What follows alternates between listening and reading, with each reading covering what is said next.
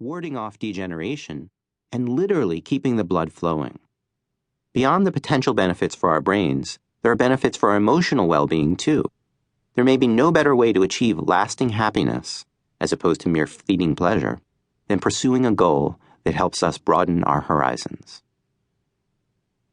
Still, from grade school onward, every musical attempt I made ended in failure. The first time I tried to play guitar, a few years ago, my friend Dan Levitin, who had not yet finished his book This Is Your Brain on Music, kindly offered to give me a few lessons.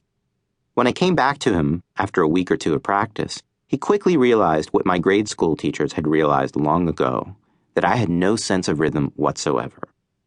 Dan offered me a metronome, and when that didn't help, he gave me something my grade school teachers couldn't, a diagnosis, congenital arrhythmia. And yet I never lost the desire to play. Music hasn't been studied as systematically as language in terms of critical periods, but there are certainly artists who started late and still became first-rate musicians. Tom Morello, guitarist of Rage Against the Machine and Rolling Stone's 26th greatest guitarist of all time, didn't start until he was 17. Patti Smith scarcely considered becoming a professional singer until she was in her mid-20s. Then there is the jazz guitar legend Pat Martino, who relearned how to play after a brain aneurysm at the age of 35. And the New Orleans keyboard legend Dr. John, who switched his primary allegiance from guitar to piano at the age of 21, after his left ring finger was badly injured in a barroom fight, and won the first of his 5 Grammy Awards at the age of 48. Given my arrhythmia, I had no aspiration of reaching such heights, but at 38, long after I had gone to graduate school and become a professor of cognitive psychology, I realized that my desire to become musical wasn't going away. I wanted to know whether I could overcome my intrinsic limits, my age, and my lack of talent.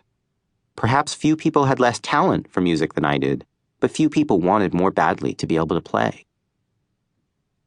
My first ray of hope came, oddly enough, from a video game, which I bought with the idea that it might improve my rhythm.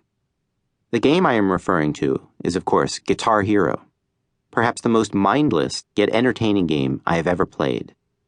In case you haven't seen it, the basic premise is that colored dots fall from the top of the screen, in time with music, and as a player, your mission consists of nothing more than the pressing of matching colored buttons on a plastic guitar in time with the falling dots. What makes it fun is that the game plays a snippet of music each time the player presses a button at the right moment, yielding the illusion that the player is actually playing a song. Or not. If one's timing is bad enough, as mine was initially, you hear a beep instead of a musical snippet, and worse, the crowd begins to boo. Play badly enough, and the crowd boos you off the stage. I know this rather too well, because every time I tried to play the opening song, a regrettable piece of 70s blues rock called Slow Ride, the crowd soon began to boo louder and louder, until the song stopped midway through, inevitably accompanied by the rather brutal and unimaginative message informing me that I had failed. As the failures piled up, I was brought back to 4th grade, when I had tried to learn to play the recorder, a sort of poor man's flute that was popular in the Baroque era, and was so musically naive I couldn't get past Mary Had a Little Lamb.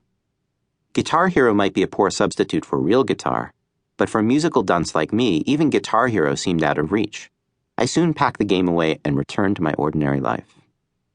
But then a funny thing happened. My wife, Athena, returned home from a trip to see friends, and raved about how much fun she'd had playing a counterpart to Guitar Hero called Rock Band. Our copy of Guitar Hero came out of the closet, and thus my new life began. Trying again, but this time with the benefit of Athena's feedback, telling me when I was pressing the buttons too early versus when I was pressing too late, I finally managed to play Slow Ride all the way through with nary a boo. I was so excited I could barely speak. My first taste ever of quasi-musical success. It was nothing short of intoxicating. For weeks, I kept practicing, and soon I started getting better and better. I never made it to expert mode, but I eventually got through medium and became obsessed with a different question. I didn't want to while away my later years playing a video game, but if I could make progress with a plastic controller, could I learn to play a real guitar? I began to wonder, could persistence and a lifelong love of music overcome age and a lack of talent? And for that matter, how did anyone of any age become musical? It was time to find out. To an alien scientist, music